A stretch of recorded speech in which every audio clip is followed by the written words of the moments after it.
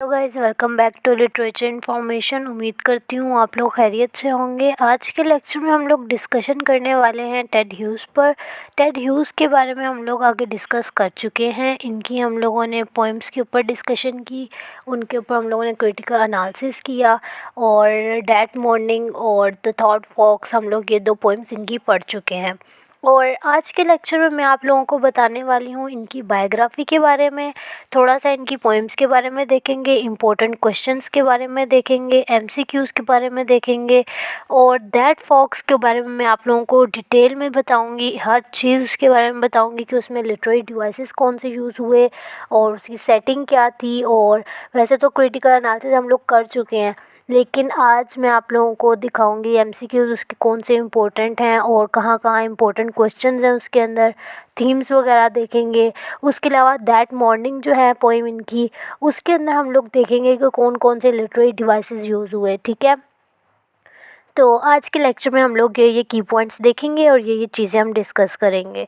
तो स्टार्ट करते हैं टाइम वेस्ट किए बगैर। आज का लेक्चर में थोड़ा स्कोर जूम कर लेती हूँ ताकि आप लोग देख सकें इजीली। तो फर्स्ट ऑफ ऑल हम लोग देखेंगे कि टेड ह्यूज़ जो हैं, इनका फुल नेम था एडवर्ड जेम्स ह्यूज़। ठीक है, उसके अलावा हम लोग देखते हैं कि ये पैदा हुए 17 अगस्त को 1930 में, और ये यहाँ इस जगह के ऊपर पैदा हुए थे। आप लोगों को पता है जो चीज़ मैं नहीं बोल सकती, प्रोनाउंस नहीं कर सकती, वो फिर मैं नहीं बोलती। तो ये जगह थी, एमसीक्यूज़ वाइज बहुत इंपॉर्टेंट है। यॉर्कशायर और इंग्लैंड, इंग्लैंड का भी आप लोगों ने याद रखना है, और यॉर्कशायर, ये सारी चीज़ें आपने सीक्वेंस से याद रखनी है कि ये जगह थी और उसके बाद फिर वो जगह इसके अंदर थी और उसके बाद वो जगह इसके अंदर थी। ठीक है, मतलब एक पूरा एक रकबा होता है ना, इस तरह एरिया होता है, उसके अंदर से ये एरिया है, ये यॉर्कशायर लगा लें आप। ठीक है, उसके अंदर फिर यॉर्कशायर के अंदर इस जगह के ऊपर ये जगह है एम वाली। ठीक है, मिथ जो भी इसका नाम है। ठीक है, ये सारी आप लगा ले। इंग्लैंड है, इंग्लैंड के अंदर इतना एरिया जो है ये यॉर्कशायर का है, और इतना एरिया जो है वो इस जगह का नाम है। ठीक है, उम्मीद है आप लोगों को समझ आ गई होगी जो मैं समझाना चाह रही हूँ। तो नेक्स्ट आगे हम लोग देखते हैं कि इनकी डेथ, ये 28 अक्टूबर 1998 को इनकी डेथ हुई, और इनकी एज भी यहाँ से हम लोग डिस्कस कर सकते हैं कि 68 इनकी एज थी, कि 1930 में अगर पैदा हुए तो 1998 में इनकी डेथ हो गई, और एज इनकी इस तरह होगी 68। एमसीक्यूज़ वाइज इंपॉर्टेंट है, इसलिए मैंने उसी के हिसाब से यहाँ चीज़ें ऐड की हैं। ठीक है, उसके बाद इनकी डेथ कहाँ हुई? लंदन में और इंग्लैंड के अंदर। इंग्लैंड हम लोगों ने याद रखना है कि पैदाइश की जगह और मरने की जगह ये सेम आ रही है इंग्लैंड, लेकिन इनकी पैदाइश की जगह यहाँ पर थोड़ी डिफरेंट है और यहाँ पे डेथ की जगह इनकी डिफरेंट है। ओके, नेक्स्ट वो हम लोग देख लेते हैं इनकी वाइफ के बारे में। इनकी वाइफ का नाम क्या था? सिल्विया प्लाथ, और सेकंड वाइफ इनकी ये थी कैरोल ऑर्चर्ड। फर्स्ट वाइफ को क्या हुआ था इनकी, कि इनके बारे में भी हम लोग पढ़ेंगे आगे चल के, कि ये भी एक अमेरिकन पोइट थी और इन्होंने सुसाइड की थी, और 30 एज थी इनकी जब इन्होंने सुसाइड की। और सुसाइड की वजह भी हम लोगों को पता चलेगी आगे जब हम इनके बारे में पढ़ेंगे, क्योंकि ये एक अमेरिकन पोइट हैं, इनका भी एक जाना माना नाम है और इनको भी हम लाजमी पढ़ेंगे।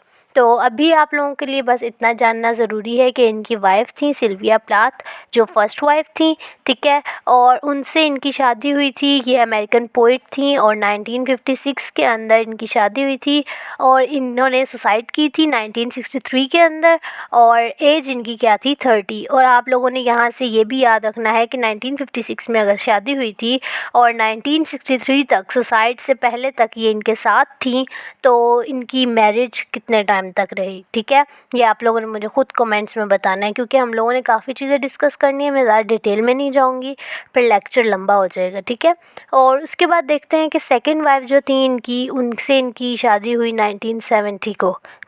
इनकी बायोग्राफी के अंदर हम लोगों को ज़्यादा डिटेल में जाने की ज़रूरत नहीं है कि क्यों शादी हुई और कैसे शादी हुई और ये वो, तो हम लोगों ने एमसीक्यूज़ वाइज पढ़ना है और उसके हिसाब से हम लोगों के लिए इतनी नॉलेज काफ़ी है।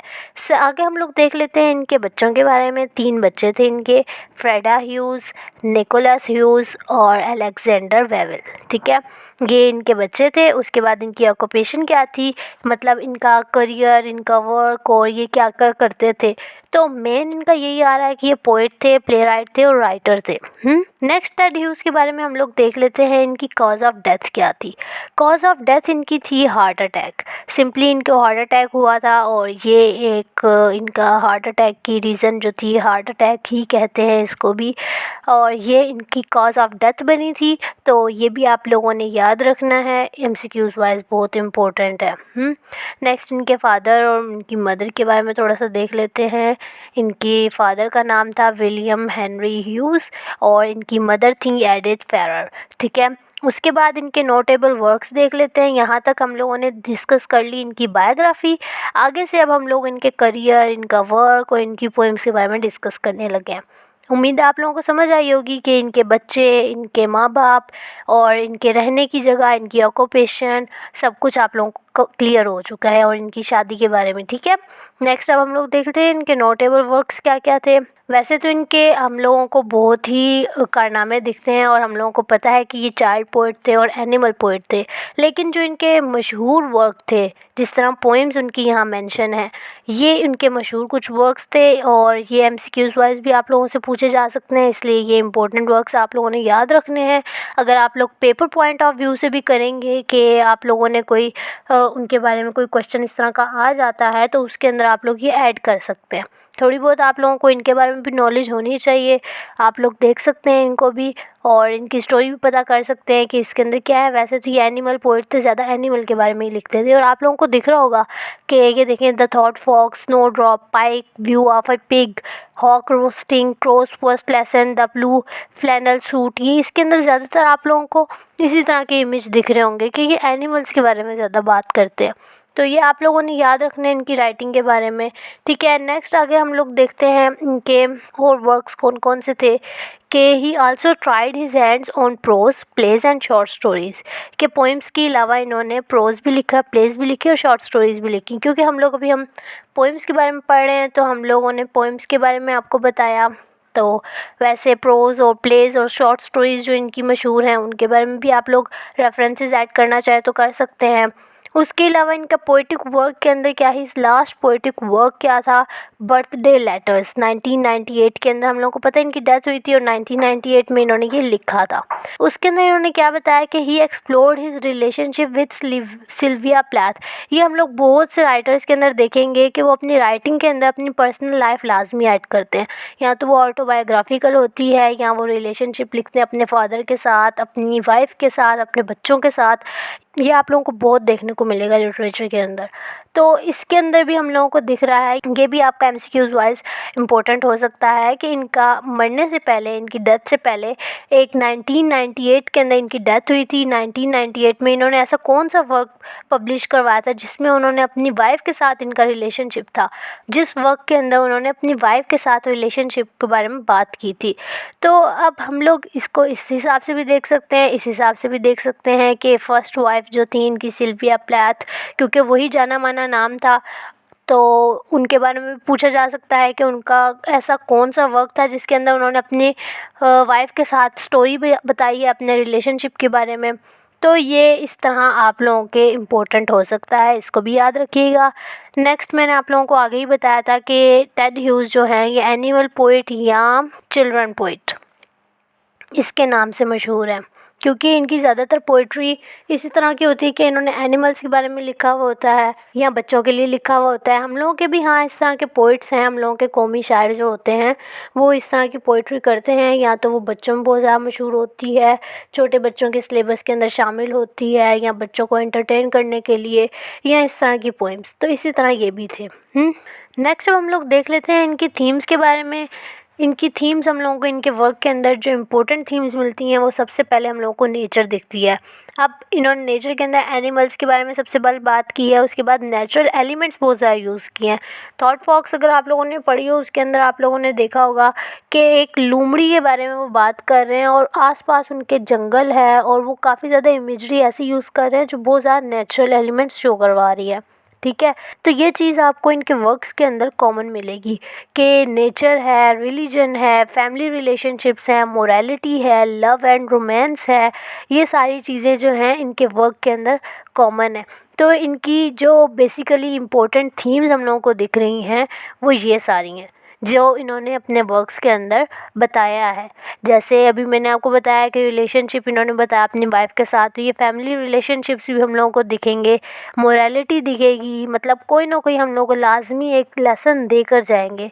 उसके अलावा लव और रोमांस हम लोगों को दिखेगा इनकी पोइम्स के अंदर, रिलीजन का जिक्र दिखेगा, मतलब अपने रिलीजन की तरफ लेकर आते हैं ये।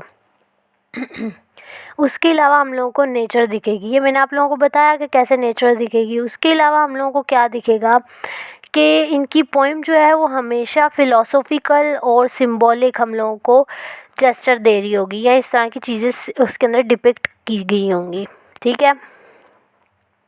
नेक्स्ट अब हम लोग क्या देखते हैं कि इनकी पोइम्स की वजह से इनको 1984 के अंदर नोबेल प्राइज़ मिला, जो क्या था, पोइट लॉरेट का था। ये भी आप लोगों ने याद रखना है, ये आपका MCQs वाइज इम्पोर्टेंट होगा, ठीक है। नेक्स्ट अब हम लोग देख लेते हैं द थॉट फॉक्स को। इसके अंदर हम लोग वैसे तो क्रिटिकल एनालिसिस इसका कर चुके हैं, लेकिन यहाँ पर मैं एक दफ़ा आप लोगों को पढ़कर सुनाऊंगी कि इसको हम लोग एक दफ़ा पढ़े, हम लोगों को याद आए, रिमाइंड हो कि हम लोगों ने इसके अंदर क्या क्या पढ़ा था। वैसे मैं आप लोगों को, अगर आप लोगों में से किसी ने लेक्चर मेरे नहीं लिए द थॉट फॉक्स और दैट मॉर्निंग के ऊपर, तो वो मैं आप लोगों को इसी वीडियो के एंड पर डिस्क्रिप्शन में लिंक ऐड कर दूँगी, वहाँ से आप लोग देख सकते हैं। वहाँ मैंने टेक्स्ट भी बताई है और मेरे ख्याल से मैंने लाइन टू लाइन समरी भी बताई है। तो हम लोग अभी फ़िलवक्त देख लेते हैं। हम लोगों को पता है इसके अंदर हम लोगों को एक राइटर दिखता है, वो पोएम लिख रहा होता है और वो कुछ लिखना चाह रहा होता है। मतलब हम लोगों को ये तो क्लियर है कि टेड ह्यूज़ हैं वो खुद, और वो रात का वक्त है, सन्नाटा है और वो उनके माइंड बिल्कुल खाली है, उनको नहीं पता मैंने क्या लिखना है क्या नहीं लिखना। इतने में दिखाते हैं कि एक घड़ी की आवाज़ भी, उनको इतना सन्नाटा होता है वो सुनाई दे रही होती है और वो अकेले होते हैं, जंगल में बैठे हुए होते हैं। फिर उनको आहिस्ता आहिस्ता दिखता है कि अंधेरे में कुछ है, इस तरह उनको बाहर अपनी खिड़की से बाहर कुछ दिखता है। और फिर हम लोग को पेज के एंड पे, मतलब पोइम के एंड पे दिखता है कि वो एक फॉक्स होती है, वो आहिस्ता आहिस्ता करके उसके बारे में हमें बताते हैं, पूरी स्टोरी बताते हैं कि इस तरह उनको उसकी नोज़ दिखी, फिर इस तरह वो पूँछ दिखी उसकी, और फिर इस तरह, ठीक है।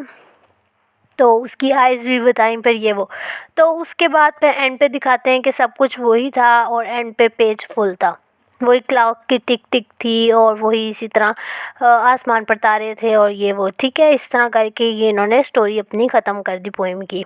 अच्छा, अब हम लोग देखते हैं आगे कि द थॉट फॉक्स के बारे में हमें क्या मिलता है। कि फ़र्स्ट पब्लिश हुई थी ये पोइट्री कलेक्शन के अंदर टेड ह्यूज़ की, सॉरी यहाँ पर ऐसे, फर्स्ट जो इनकी पब्लिश हुई थी टेड ह्यूज़ की पोइट्री कलेक्शन के अंदर, वो थी the hawk in the rain in 1957, ठीक है। इस कलेक्शन के अंदर ये फ़र्स्ट पब्लिश हुई थी और ओरिजिनली पब्लिश हुई थी ये 1973 के अंदर, ठीक है। मतलब इनकी कलेक्शन थी टेड ह्यूज़ की पोइट्री की, जिसका नाम ये था, ये भी आप लोगों ने याद रखना है कि पोइट्री की कलेक्शन थी टेड ह्यूज़ की, वो क्या थी, the hawk in the rain थी, ठीक है। उसके अंदर 1957 के अंदर पब्लिश हुई, लेकिन ओरिजिनली पब्लिश हुई 1973 के अंदर, ठीक है। उसके अलावा हम लोगों को दिखता है कि ये पोइम मिस्टीरियस पोइम थी और सिंबॉलिक पोइम थी। ये आगे हम लोगों ने ऊपर पढ़ा है कि इनकी पोइम सिंबॉलिक और फिलोसफिकल हम लोगों को एलिमेंट्स देती हैं, ठीक है। उसके अलावा हम लोगों को मेन थीम क्या दिखती है इस पोइम के अंदर, क्रिएटिविटी दिखती है कि एक इंसान है, एक राइटर है, वो इतना क्रिएटिव है कि उसने एक इस तरह चमकती हुई आंखें देखी, एक पूँछ देखी और उसने पूरी एक पोइम लिख दी उसको देखते हुए। तो हम लोगों को एक क्रिएटिविटी का एलिमेंट मिल रहा है। उसके अलावा इंस्पिरेशन मिल रही है कि हम लोगों को पता है कि ये राइटर एनिमल पोइट है, जो हमारे राइटर हैं, और इनको इंस्पिरेशन मिलती है एनिमल्स से। एनिमल्स को देखते हैं तो एक इनको इस तरह की इंस्पिरेशन मिलती है जिससे ये फिर अपना काम ना सही से कर सकते हैं। जिस तरह हर एक की बंदे की लाइफ के अंदर एक इंस्पिरेशन होती है, वो उसको देखता है, थोड़ा मोटिवेट होता है और फिर वो अपने काम के ऊपर, अपने गोल के ऊपर दोबारा फिक्स हो जाता है, ठीक है। तो इसी तरह हमारे टेड ह्यूज़ हैं, ये भी इनको इंस्पिरेशन मिलती है एनिमल से। तो ये हम लोगों को पोइम के अंदर हम लोग को क्या एलिमेंट दिखा, इंस्पिरेशन का। उसके अलावा एक हम लोगों को एलिमेंट मिल रहा है इमेजिनेशन का, कि इन्होंने इमेजिन किया कि इस तरह है और पूरी पोइम लिख डाली। ठीक है, ये तो आप लोगों को, आई डोंट नो आप लोगों ने पोइम पढ़ी हुई है कि नहीं पढ़ी हुई। पोइम पढ़ने के बाद पता चलेगा कि कैसे कैसे राइटर ने किस तरह किया। मैंने अभी इस लेक्चर के अंदर नहीं बताया क्योंकि मैं ऑलरेडी क्रिटिकल एनालिसिस कर चुकी हूँ इसका, तो फिर लेक्चर और लंबा हो जाएगा। अब हम लोग इसके एमसीक्यूज़ देख लेते हैं। तो थॉट बॉक्स के अंदर हम लोगों को एमसीक्यूज़ क्या दिख रहे हैं कि सेटिंग इसकी कहाँ पर है। The setting of dash greatly influenced huge poetry, कहाँ पर है, यॉर्कशायर के अंदर। ठीक है, यहाँ पर अब हम लोगों ने लंदन भी दिया हुआ है, न्यू इंग्लैंड भी दिया हुआ है, कैम्ब्रिज भी दिया हुआ है। लंदन हम लोगों को याद है इनकी डेथ की जगह थी, और इंग्लैंड जो है यहाँ पर इन्होंने न्यू इंग्लैंड लिखा हुआ है, तो ये भी हम लोगों को पता है गलत है और ये भी गलत है। और यॉर्कशायर जो है ये यहाँ पर हम लोगों को पता है ये यहाँ पैदा हुए थे और यहीं पर इनकी पोइम की सेटिंग है, इनकी पोइट्री की। ठीक है, ये आप लोगों ने याद रखना है। उसके अलावा सेकंड क्या है, what is the speaker trying to do. Speaker जो है पोइम के अंदर वो क्या करना चाह रहा है, वो लिखना चाह रहा है कुछ, ना वो शिकार करना चाह रहा है, ना वो कुछ खाना पकाना चाह रहा है, ना ही वो सोना चाह रहा है। तो ये इसका करेक्ट आंसर है। उसके अलावा क्या है, थर्ड हम लोगों को एमसीक्यूज़ क्या बता रहे हैं कि something else is dash beside the clocks loneliness. उस सन्नाटे के अंदर कुछ इस तरह का था कि क्लॉक की टिक टिक के साथ साथ कुछ और भी सुनाई दे रहा था, और वो क्या था, वो कह रहे हैं कि अलाइव था कुछ, ना ही सांस की आवाज़ थी, ना ही खामोशी थी, और ना ही लर्किंग थी। लर्किंग का मतलब होता है छुपा हुआ, कि मतलब कुछ छुपा हुआ भी नहीं था, कुछ अलाइव था, कुछ हम लोगों को दिख रहा था कि जिस तरह कोई चीज़ ज़िंदा है। मतलब क्लॉक की लोनलीनेस, क्लॉक की जो टिक टिक थी, उसके अलावा हम लोगों को किस चीज़ की आवाज़ आ रही थी कि कुछ ज़िंदा है, कुछ है यहाँ पर। मतलब उन्होंने मेंशन नहीं किया कि सांस लेने की आवाज़ थी या कोई चीज़ छुपी हुई थी या क्या खामोशी थी, क्या चीज़ थी, कुछ उनको कुछ ज़िंदा दिखाई दे रहा था। ठीक है, तो ये बहुत डीप पोइम है, आप लोगों ने इसके अंदर से, इसके अंदर गहराई के अंदर जाके आप लोगों को पढ़ना पड़ेगा। उसके अलावा क्या है, which of the fox feature is not mentioned by the speaker, कि फॉक्स का ऐसा कौन सा फीचर था जो स्पीकर ने मेंशन नहीं किया। ठीक है, उसका शेडो भी बताया उन्होंने, उसके नोज़ के बारे में बताया और उसकी आइज़ के बारे में बताया। कि एक चीज़ क्या नहीं बताई, वो टेल थी, जो इसके बारे में उन्होंने मेंशन नहीं किया। नेक्स्ट वो कहते हैं कि which of the following does not contribute to the slow steady pace established in stanza 1 and 2। इसके अंदर क्वेश्चन नंबर 5 के अंदर इन्होंने लिटरेरी डिवाइसेस के बारे में पूछा है, जिसके अंदर हम लोगों का आंसर ये होगा कि न्यूमरस मोनोसिलेबलिक वर्ड, ये इसका आंसर होगा। और उसके बाद इन्होंने एलिट्रेशन ऑफ एस साउंड का बताया हुआ है, लॉन्ग वाउल्स का बताया हुआ है, स्ट्रेस सिलेबल्स का बताया हुआ है। जो ये वाला क्वेश्चन 5 है, इस तरह के क्वेश्चन आप लोगों को कंफ्यूज कर सकते हैं कि आप लोगों को लिटरेरी डिवाइसेस के बारे में पता होना चाहिए ताकि आप लोग इसके आंसर्स दे सकें। यहाँ पर तो मैंने आप लोगों को एक्सप्लेन नहीं किया, आगे चल के मैं आप लोगों को इसके लिटरेरी डिवाइसेस के बारे में बताती हूँ, मैंने मेंशन किए हुए हैं, वहाँ पर आप लोगों को क्लियर हो जाएगा। ठीक है, नेक्स्ट अब हम लोग देख लेते हैं क्वेश्चन नंबर 6 को कि the thought fox appears in which of Hughes collections. ये ऊपर हम लोग पढ़ कर आए हैं कि इनकी कलेक्शन थी 1957 के अंदर, the hawk and the rain, जिसके अंदर ये फर्स्ट पब्लिश हुई थी। ठीक है, और ओरिजिनली ये कब पब्लिश हुई थी ये आप लोग खुद मुझे बताएंगे। ठीक है, तो ये मैंने आपको बताया था कि एमसीक्यूज वाइज इंपॉर्टेंट और यहाँ पर देख लेंगे आया हुआ है। क्वेश्चन नंबर 7 क्या है कि द फॉरेस्ट बेस्ट सिम्बलाइजेज, के जो पोइम के अंदर हम लोगों ने फॉरेस्ट को देखा वो क्या सिम्बलाइज कर रहा है, एक डिफ़िकल्ट टास्क, या स्पीकर की एंजाइटी, या फियर ऑफ द अननोन। तो हम लोगों को दिखेगा कि ये स्पीकर के माइंड को रिफ्लेक्ट कर रहा है कि जिस तरह फॉरेस्ट डार्क है और बिल्कुल सन्नाटा है, इसी तरह स्पीकर का माइंड है। ठीक है, उसके अंदर भी कुछ भी नहीं है, कुछ उसको समझ नहीं आ रही मैं क्या राइट करूं। क्वेश्चन नंबर 8 के अंदर बात हुई है कि toward the end of the poem the speaker concentrates on an image of the fox. उसके अंदर एंड पे पोएम के स्पीकर ने किस चीज़ के ऊपर कंसंट्रेट किया, फॉक्स इमेज के अंदर, आई के ऊपर। ये आप लोग जब पोएम पढ़ेंगे तो आप लोगों को पता चलेगा कि फॉक्स के कौन से पार्ट के बारे में बात हुई है, आई के बारे में। ठीक है, वैसे तो हम लोगों को दिखेगा कि नोज, शेडो और पा प्रिंट्स के बारे में बात हुई है, लेकिन पोएम के एंड पे किसके बारे में बात हुई है ये याद रखना ज़रूरी है। ठीक है, उसके बाद क्या है, which is not a theme of the thought fox. अब हम लोग लिटरेचर वाले जो होते हैं ये क्या करते हैं कि इनके पास होता है पोएम्स वगैरह, राइटर्स वगैरह बहुत ज़्यादा होते हैं, तो थीम्स अक्सर मिक्स हो जाती हैं। तो इस तरह के ट्रिकी क्वेश्चंस भी आ जाते हैं कि यहाँ पर जिस तरह आया हुआ है कि थॉट बॉक्स के अंदर कौन सी ऐसी थीम है जो नहीं मिल रही। तो हम लोगों को पोएम की स्टोरी पता है कि राइटिंग की भी है, नेचर की भी है, इंस्पिरेशन की भी है। एक चीज़ जो नहीं मिल रही वो क्या है? डिवाइनिटी। डिवाइन हम लोगों को पता है गॉड या एंजल या सुपर नेचुरल किसी चीज़ का ज़िक्र होना। तो हम लोगों को पता है कि सुपर नेचुरल चीज़ का ज़िक्र नहीं हो रहा, ठीक है। तो अगर आप लोगों को पोइम पता होगी तो आप लोगों को पता चल जाएगा कौन सी थीम मिल रही है और कौन सी नहीं मिल रही, ठीक है। नेक्स्ट अब हम लोगों को क्वेश्चन नंबर 10 में क्या दिखता है कि traditional symbol of inspiration is notably absent in the poem. कौन सा सिंबल जो है वो एब्सेंट है इसके अंदर, और वो ट्रेडिशनल सिंबल भी है और वो क्या है? सिंबल ऑफ इंस्पिरेशन भी है। वो क्या है? स्टार्स। स्टार्स हम लोगों को दिखा उसके अंदर, पोएम के अंदर उन्होंने बताया हुआ है। एक मनी का जिक्र नहीं है, लवर का जिक्र नहीं है, ना ही फायर का जिक्र है। हम लोगों को इसी तरह से हम लोगों ने क्वेश्चन को जज करना है। कुछ लोग यहाँ पे भी कंफ्यूज होंगे कि स्टार का जिक्र तो हुआ है, लेकिन यहाँ पर वो कह रहे हैं कि एब्सेंट है पोएम के अंदर। लेकिन हम लोगों ने देखना है कि इन चारों चीज़ों के अंदर हम लोगों को क्या दिख रहा है जिसका जिक्र है पोएम के अंदर। ना मनी का जिक्र है, ना लवर का जिक्र है, ना फायर का जिक्र है। एक जिक्र है तो स्टार्स का, वो ट्रेडिशनल सिंबल ऑफ इंस्पिरेशन है जो नोटेबली वो कह रहे हैं कि एब्सेंट है पोएम के अंदर। नेक्स्ट वो कहते हैं विच best describe the poems tone, कि पोएम टोन कैसी है। इसके अंदर आप लोगों ने बताना है कि कैसी है, मोurnफुल है, कंटेम्पलेटिव है, होपफुल है या सोम्बर है। कंटेम्पलेटिव का मतलब होता है कि एक तरह का व्यू चल रहा है किसी चीज़ का, या एक तरह की किसी चीज़ के बारे में हम लोग सोच रहे हैं। जिस तरह मेडिटेशन होता है ना, किसी आराम से आप अपना आंखें बंद करके सुकून से वो जिस तरह योगा पोज के अंदर बैठ के करते हैं, इस तरह का ये वाला इसका पोज है, ये वाली इसकी टोन है, या होपफुल टोन है या सोम्बर है। सोम्बर का क्या मतलब होता है कि डार्क मीनिंग दे रहे हैं ये। तो इसके अंदर हम लोगों को सबसे मज़े का तो यही लग रहा है कि कंटेम्पलेटिव यहाँ पर कि वो एक व्यू दे रहा है, किसी चीज़ के बारे में सोच रहा है, ठीक है। तो ये भी आप लोगों को पता होने चाहिए कि इस तरह की वोकैबुलरी आप अपनी थोड़ी एनहांस करें कि आप लोगों को चीज़ों के बारे में पता हो, ठीक है। उसके बाद the fox eye is black, red, blue या ग्रीन। ये भी कलर भी बताना है आप लोगों ने, इस हिसाब से भी इम्पोर्टेंट हो सकता है कि फॉक्स की आई का कलर क्या है? ग्रीन है। उसके बाद क्या कह रहे हैं कि which of the following sounds occurs in the poem? The scratch of a pen, a clock stick, a fire crackle, a fox bark. अब हम लोगों को पता है कि क्लॉक की टिक टिक के बारे में जिक्र है, जो फर्स्ट स्टैंजा में भी जिक्र किया, लास्ट में भी जिक्र किया उन्होंने, ठीक है।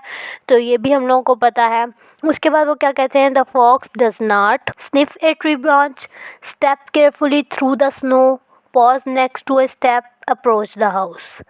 अब फॉक्स ने क्या नहीं किया? उसने अप्रोच नहीं किया हाउस की तरफ, ठीक है, क्योंकि हम लोगों को पता है उसकी नोज़ के बारे में जिक्र किया, यहाँ पे स्निफ के बारे में बात हो रही है। उसके अलावा हम लोगों को ये भी पता चला कि उसके पंजों के निशान के बारे में बात की उसने, कि इस तरह आराम से वो चल रही थी, स्नो के ऊपर निशान थे। उसके अलावा pause next to a step, वो रुकी भी रही एक जगह के ऊपर। तो इस तरह करके हम लोग को ये सारी चीज़ों के बारे में बताया। लेकिन उसने एक चीज़ नहीं की जो कि वो अप्रोच द हाउस, कि वो हाउस की तरफ नहीं बढ़ी, ठीक है। उसके बाद वो कह रहे हैं इन लाइन 15 लेम मीन्स, कि लाइन 15 के अंदर लेम नाम का वर्ड यूज़ हुआ है। इसका क्या मतलब है? Hip fashionable, slow limping, quick eager, cautions considered. Slow limping, ठीक है, मतलब एक एक्शन प्ले हो रहा है जिसके अंदर वो आराम से चल रही है, ठीक है। ना ही वो क्विक और ईगर है, ना ही वो कॉशंस और कंसिडर्ड है, ना ही हिप और फैशनेबल है, ठीक है। वो स्लो थी और आराम से वॉकिंग चल रही थी उसकी, ठीक है। लिम्पिंग का मतलब होता है कि एक ऐसा एक्शन प्ले करना जिसमें आप बहुत केयरफुली चल रहे हो, ठीक है।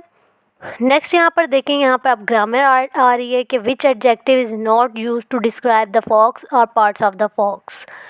कौन सा एडजेक्टिव था जिसने जो यूज़ नहीं किया गया फॉक्स के पार्ट्स को या फॉक्स को डिस्क्राइब करने के लिए? डार्क पार्ट, ठीक है, ना ही बोल्ड, ना ही डेलिकेट और ना ही नीट, ठीक है। नेक्स्ट अब बायोग्राफी के अंदर से क्वेश्चन आ रहा है कि as a child Hughes was preoccupied with animals. हम लोगों को पता है कि वो एनिमल पोइट थे। नेक्स्ट क्या है? At the end of the poem the page is printed, बिल्कुल। कि क्या हुआ कि फर्स्ट के जब पोइम स्टार्ट हुई तब तो हम लोगों को दिखा कि खाली पेज है, लेकिन एंड पर एक ऐसी थॉट आई, एक ऐसी फॉक्स उनको दिखी जिससे उनका पेज प्रिंट हो गया, ठीक है। नेक्स्ट इनका बायोग्राफी के अंदर से क्वेश्चन आ रहा है कि एट कैम्ब्रिज ह्यूज स्टडीज़, इन्होंने किस चीज़ के बारे में स्टडी की, इन्होंने एंथ्रोपोलॉजी और आर्कियोलॉजी इन दो के बारे में स्टडी की, और इन दोनों के अंदर ह्यूमंस के बारे में डिस्कशन की हुई है, ठीक है। तो इन्होंने ह्यूमन की साइकोलॉजी और कल्चर्स और इस तरह की चीज़ों के बारे में इन्होंने स्टडी की है, ठीक है।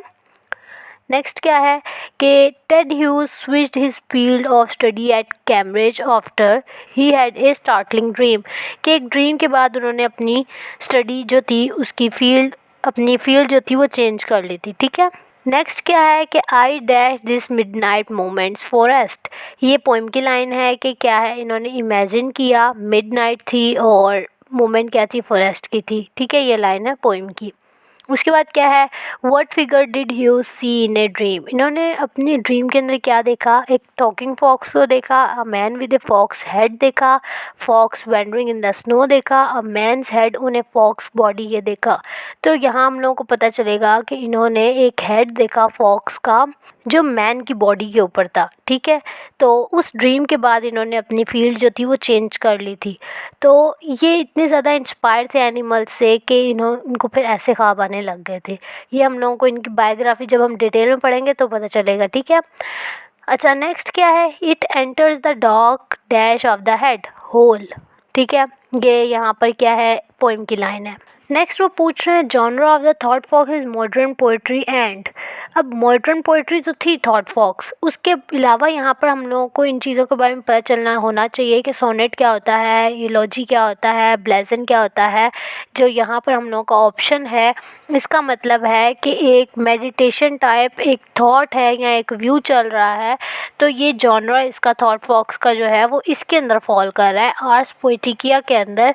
कि हम लोगों को राइटर दिख रहा है कि वो एक मेडिटेशन टाइप का चल रही है, उसकी माइंड के अंदर एक थॉट चल रही है जिससे उसका पेज प्रिंट हो गया, ठीक है। तो ये उसको क्या कहते हैं, ये कहते हैं आर्स पोइटिकिया, ठीक है। जो एक आप लोगों ने व्यू देखा और आपने अपनी पोइट्री लिख दी, ठीक है।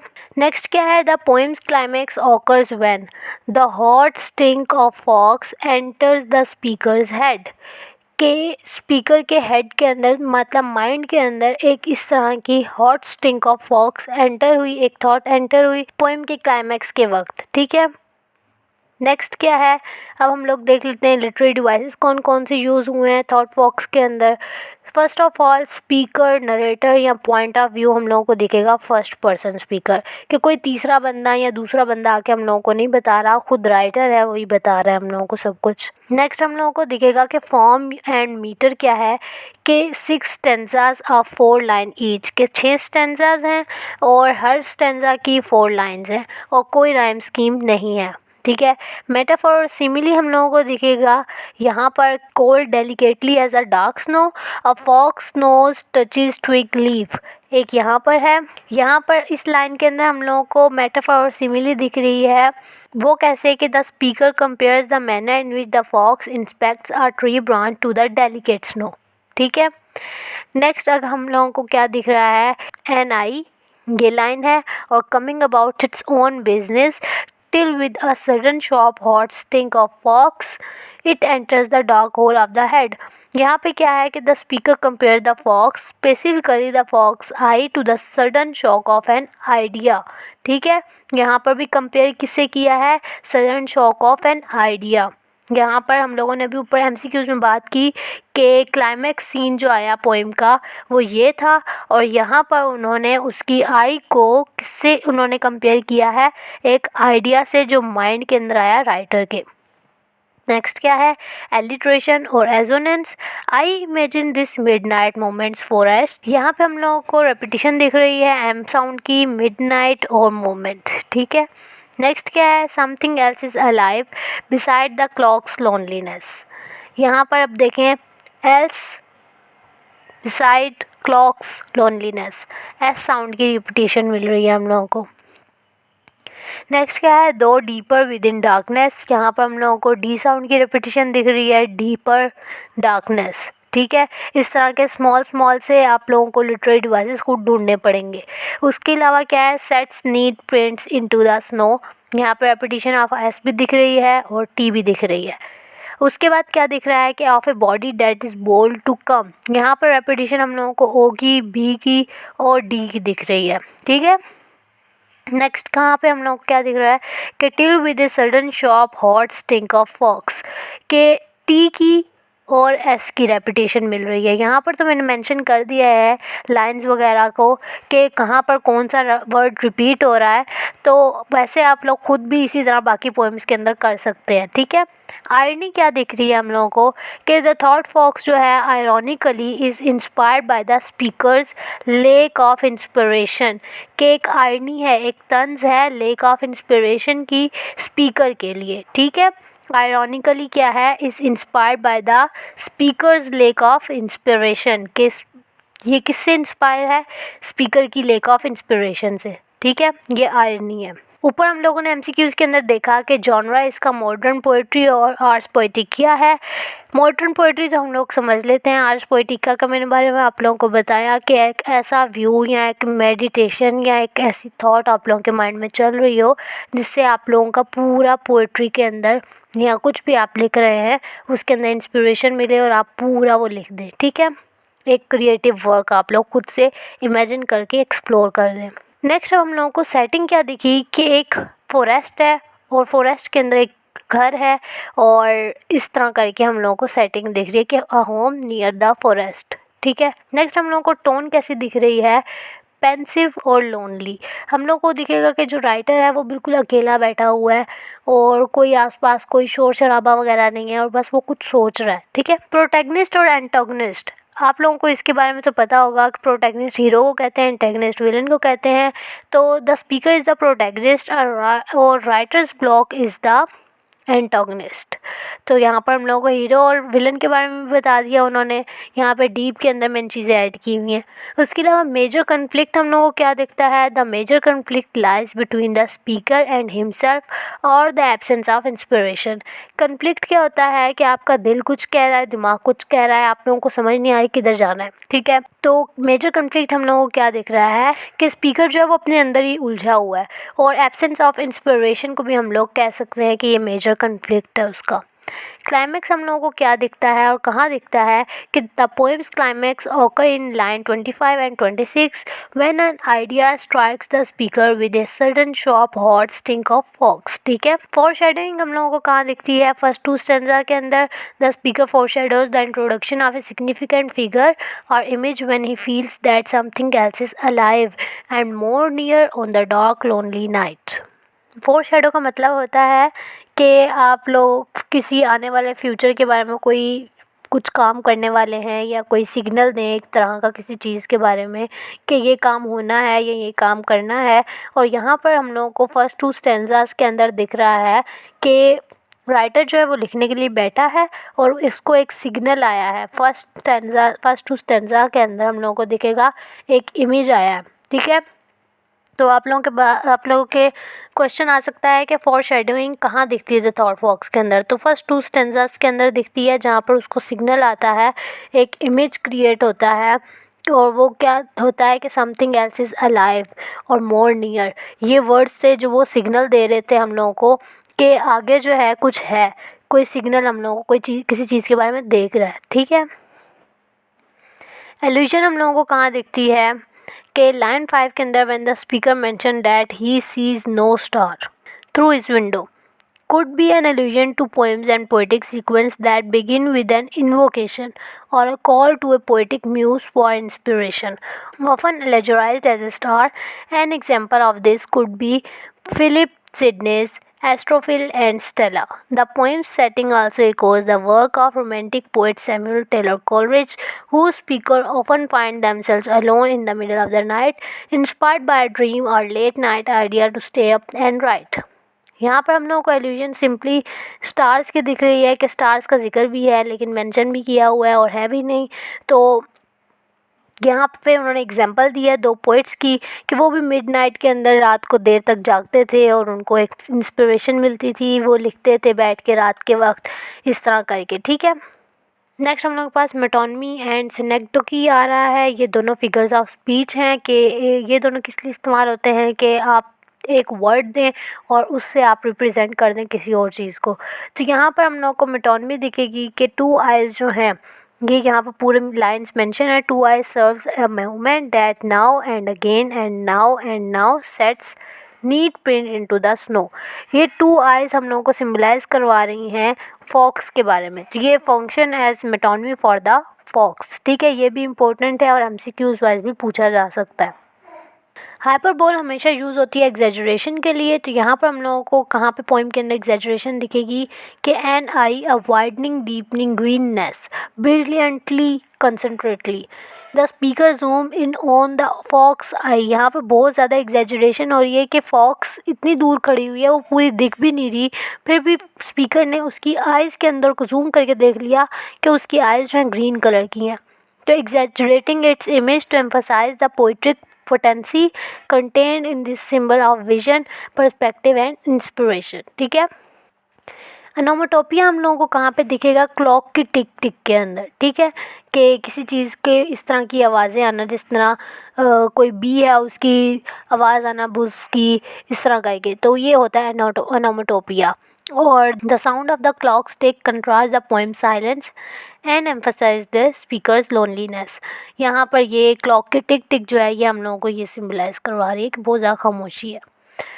यहाँ द थॉट फॉक्स हम लोगों की कंप्लीट होती है। नेक्स्ट अब हम लोगों की स्टार्ट हो रही है दैट मॉर्निंग। इसकी टेक्स्ट है ये, और इसके अंदर हम लोग सिर्फ लिटरेरी डिवाइस देखेंगे। बाकी चीज़ें आप लोगों को मैंने वैसे ही पोइम के अंदर क्लियर करवा दी थी क्रिटिकल एनालिसिस के अंदर। तो यहाँ पर बस हम लोग एमसीक्यूज़ और इम्पोर्टेंट क्वेश्चंस के बारे में डिस्कशन करेंगे। एनाफोरा होता है, ये फिगर ऑफ स्पीच है जो यूज़ होता है किसी पास्ट इवेंट को बताने के लिए कि रिपीटिशन से बच सके बंदा।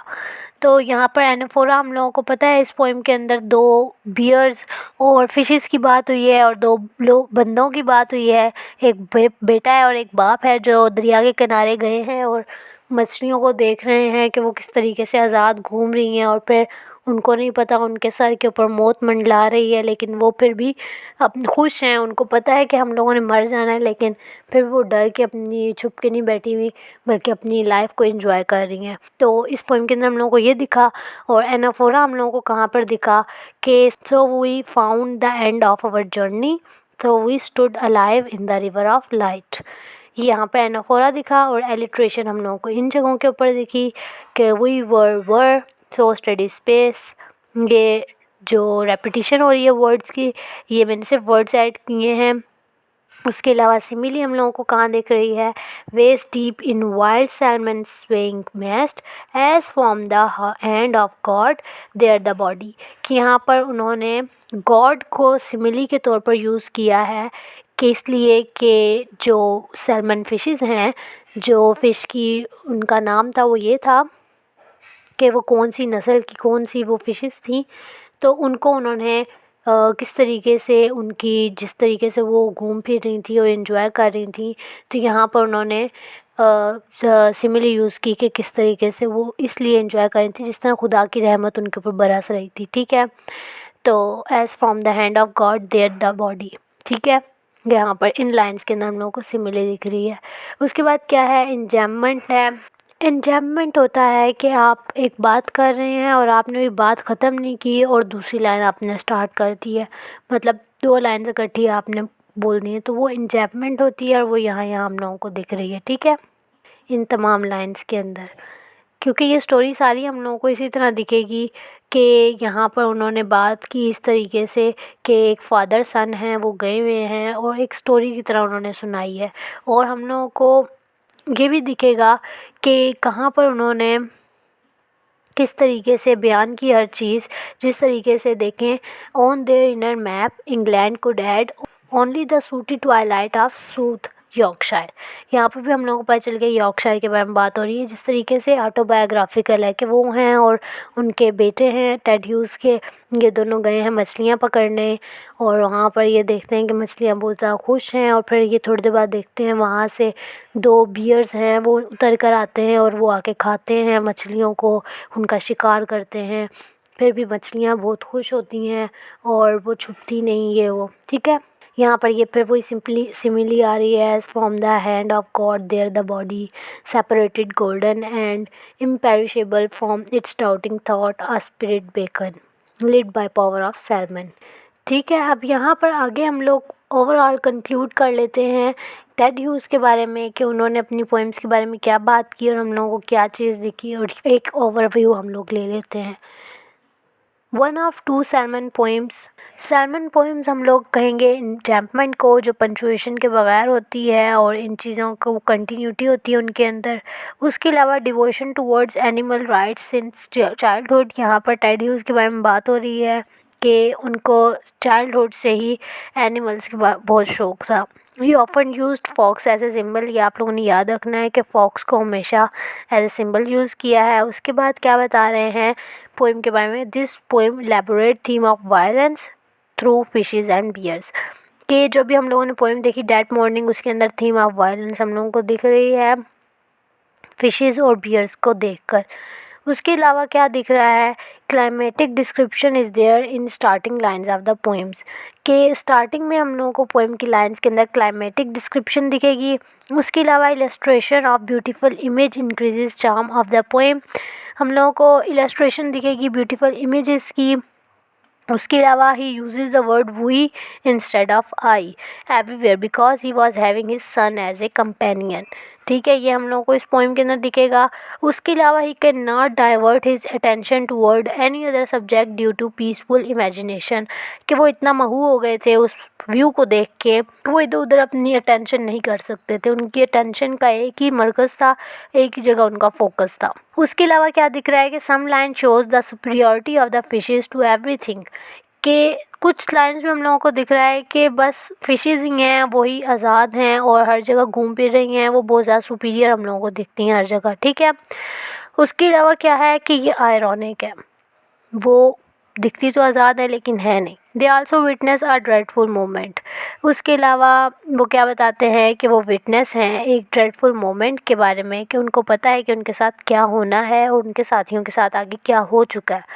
उसके अलावा एट दी एंड हम लोगों को क्या दिखता है कि bears tore the salmon into pieces and ate them, के बियर्स आते हैं उनको टुकड़ों में करके मार के उनको खा जाते हैं। फिर दिखाते हैं the poem start and its end are entirely opposite to each other, कि कैसे पोएम स्टार्ट हुई और कैसे एंड हुई, दोनों एक दूसरे से बहुत मुख्तलिफ हैं। उसके अलावा theme of violence is evident in last part of poem, last part के अंदर पोएम के हम लोगों को बाकायदा दिखता है वायलेंस के बारे में, कि किस तरीके से वो आए बियर और उन लोगों ने कैसे आगे सुकून बिल्कुल ख़त्म कर दिया फिशेज़ का। इंटायर पोएम हम लोग क्या दिखा रही है, डिपिक्ट्स रियलिटी ऑफ लाइफ, कि यही है रियलिटी ऑफ लाइफ। ये पोएम हम लोगों को डिपिक्ट करके दिखा रही है, there are good days in life but due to some incidents we lose everything. ये हम लोगों को एक लेसन दे के जा रही है, मोरालिटी की भी थीम दे रही है कि कुछ अच्छे दिन होते हैं हमारी लाइफ के अंदर, लेकिन कुछ इंसिडेंट्स ऐसे होते हैं जिससे हम लोग सब कुछ खो देते हैं। ठीक है, a sudden change can take a person from heaven to hell and from hell to heaven, कि कोई पता नहीं होता एक पल के अंदर ज़िंदगी कैसे बदल जाती है। अच्छा भला इंसान जो है उसकी अच्छी भली ज़िंदगी एक हेल के अंदर चेंज हो जाती है पल भर में, और इसी तरह एक इंसान की ज़िंदगी पल भर में एक जहन्नुम से जन्नत बन जाती है। ठीक है, उसके अलावा वो क्या कह रहे हैं, poem is very much close to reality, ये रियलिटी बेस्ड स्टोरी है और रियलिटी से बहुत हम लोगों को दिख रही है, क्लोज दिख रही है। ठीक है, उसके अलावा क्या दिखा रहे हैं कि it reveals our truth and present reality of world, कि ये हम लोगों को रियलिटी ऑफ वर्ल्ड दिखा रही है। इसके अंदर हम लोगों को ये सारी चीज़ें दिख रही हैं स्टोरी के अंदर, इस पोएम के अंदर। उसके अलावा क्या दिखा रहे हैं, it shows two main aspect of life, दो मेन एस्पेक्ट हम लोगों को दिख रहे हैं। कौन कौन से, the good aspect and the bad aspect, के एक तरफ अच्छाई है और एक तरफ बुराई है। एक तरफ फिशेज़ हैं जो मासूम सी हैं और एक तरफ बियर्स हैं जो बहुत वायलेंस क्रिएट कर रहे हैं। ठीक है, हाईली सिम्बॉलिक है ये पोएम और इंडिकेट रियलिटी ऑफ वर्ल्ड। ठीक है, उसके अलावा हम लोगों को पता है टेड ह्यूज लव्ड एनिमल्स, उन्होंने एनिमल्स के बारे में लिखा और ये पोइट ऑफ एनिमल्स हैं। और that morning is clear analysis of animal psyche, हम लोगों को एनिमल साइकी का क्लियरली एनालिसिस मिलता है दैट मॉर्निंग पोएम के अंदर। उसके अलावा through this poem Ted Hughes portray critical theme of violence. इस पोइम के ज़रिए वायलेंस की एक क्रिटिकल थीम हम लोगों को टेड ह्यूज ने दी है, ठीक है। उसके अलावा in this poem the poet shares his and his son experience of fishing, हम लोगों को इस पोएम के अंदर ये भी दिखा। उसके अलावा the poem is from collection of river, ये रिवर की एक कलेक्शन है पोएम्स की, उसके अंदर से ये पोएम ली गई है, ठीक है। ये आप लोगों ने याद रखना है। एमसीक्यूज़ वाइज ये पूछा जा सकता है। दैट फॉक्स के तो मैंने एमसीक्यूज़ मेंशन कर दिए थे, यहाँ मैंने ये चीज़ मेंशन की है ताकि आप लोग इसको भी पढ़कर आप लोगों को पता चले कि क्या लेसन मिल रहा है, क्या क्या चीज़ें मिल रही हैं, क्या क्या पॉइंट्स मिल रहे हैं। तो ये आप लोगों के एमसीक्यूज़ वाइज इंपॉर्टेंट हो सकते हैं। उसके अलावा क्या है, टेड ह्यूज सन, हम लोगों को जिक्र मिलेगा निकोलस का, कि उनके सन जो हैं निकोलस, हम लोगों को दिख रहा है कि वो शायद इनके साथ फ़िशिंग पर गए हैं और उनके साथ इन्होंने अपना एक्सपीरियंस शेयर किया है पोइम के अंदर।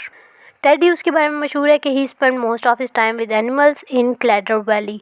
इसके बारे में भी आप लोगों का एमसीक्यू के बारे में पूछ सकते हैं कि क्लैडर वैली नाम की जगह है जहाँ पर ये बहुत ज़्यादा टाइम स्पेंड करते थे एनिमल्स के साथ।